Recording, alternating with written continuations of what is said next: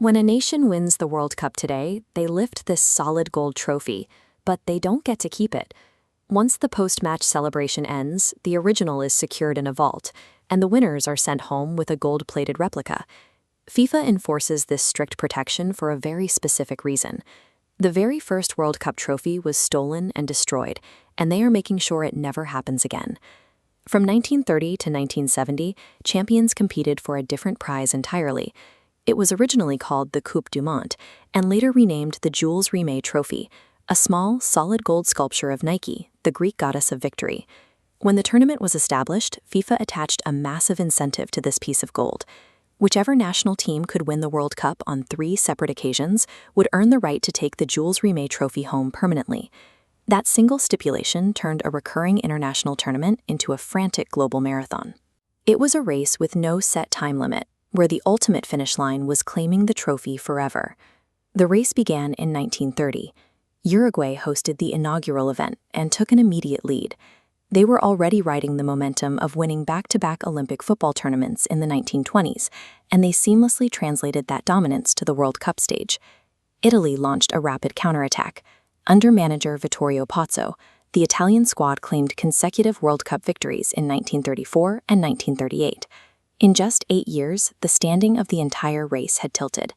Italy now sat at 2 wins. They were exactly 1 victory away from hitting the 3-win requirement and keeping the trophy before many nations had even organized a competitive squad. Then the marathon came to a sudden halt. The outbreak of World War II forced the cancellation of the 1942 and 1946 tournaments. Global football stopped entirely. For 12 years, the race was frozen. The ultimate prize remained locked away in an Italian bank vault to protect it from the conflict, with Italy resting 1 win away from permanent ownership. When the tournament finally resumed in 1950, Uruguay immediately won their second title. Now they were tied with Italy, reigniting the race and pushing both nations to the brink of the 3-win threshold. Throughout the 1950s and 60s, nations like West Germany and England scored single victories, but a new powerhouse emerged from the pack. Led by a young Pelé, Brazil surged forward, securing their own back-to-back championships in 1958 and 1962. This setup dictated the high stakes of the 1970 World Cup in Mexico. 3 different nations, Uruguay, Italy, and Brazil, entered the competition holding 2 wins each. The next one to win would take the trophy home. Brazil delivered a definitive triumph. In the final match, they defeated Italy 4-1, crossing the finish line to claim their 3rd world championship. Brazilian captain Carlos Alberto Torres lifted the Jules Rimet Trophy, fulfilling the promise FIFA had made 40 years prior. The gold belonged to Brazil. After 40 years and 9 tournaments, Brazil had finally reached the 3-win milestone, ending the original era of the World Cup trophy. Brazil won the right to keep the trophy forever, but in reality, forever lasted 13 years. In 1983, thieves broke into the Brazilian Football Confederation headquarters, stealing the Jules Rimet Trophy right out of its display case.